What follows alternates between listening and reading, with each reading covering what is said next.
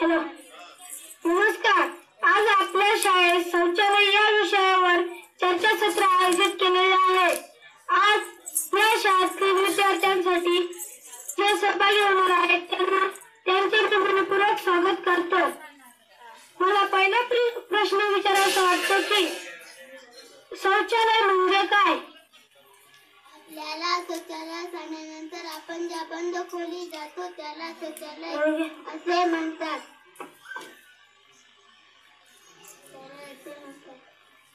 शौचालयाला स्वच्छतागृह असेही म्हणतात. आपण नियमितपणे शौचालयाला गेले पाहिजे, त्यामुळे आपल्याला पोटाचे आजार होणार नाही. आमच्या शाळेत सुद्धा स्वच्छतागृह आहे, त्याचा नियमितपणे स्वच्छतागृहाचा वापर करतो. धन्यवाद. आज आपल्या गावात घरोघरी शौचालय आहे, पण पूर्वी शौचालय नव्हते. त्यावेळची परिस्थिती कशी होती? पूर्वी घरात शौचालय नसायचे, म्हणून आम्हाला उघडीवर बसावे लागत असे. गावातील लहान लहान मुले रस्त्याच्याच कडेला बसत असत. त्या घाणीवर माशा बसत, त्याच माशा आमच्या जेवणावर येऊन बसत. त्यांच्या पायाला लागलेली घाण जेवणावाटे आमच्या पोटात जाई, म्हणून आम्हाला पोटाचे वेगवेगळे आजार व्हायचे. उघडीवर शौचालय बसल्यामुळे गाव दूषित व्हायचे. गावात सगळीकडे दुर्गंधी पसरायची. माझी बहीण 8वीत आहे. तिला उघडीवर जाण्यासाठी लाज वाटत असे, म्हणून ती वेळेवर शौचालय जात नसे.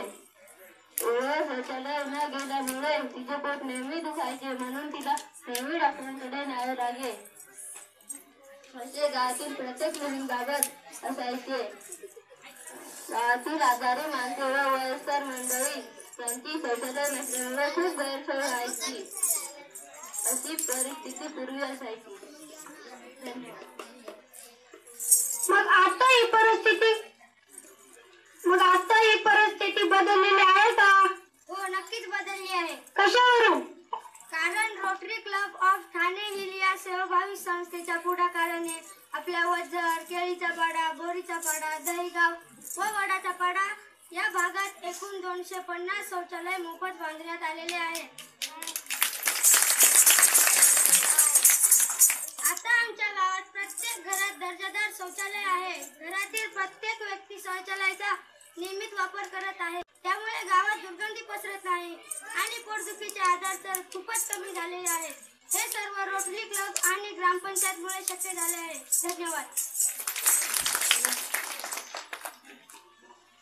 आता घरोघरी शौचालय आहेत की नाही? आहे. मग येथून पुढे आपली जबाबदारी काय आहे?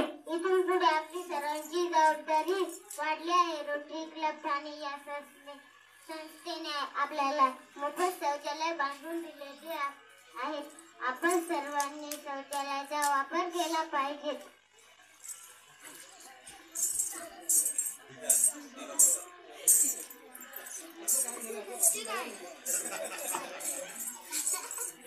मित्रांनो, आपल्याला माहित आहे की रोटरी क्लब या संस्थेने आपल्याला मोफत शौचालय बांधून दिलेले आहे. आज या संस्थेचे सर्व अधिकारी आपल्या कार्यक्रमाला उपस्थित आहेत. मी उपस्थित असलेल्या सर्व अधिकाऱ्यांना गावाच्या वतीने खूप खूप आभार मानतो. आपण त्यांचे टाळ्या वाजवून स्वागत करावे. आणि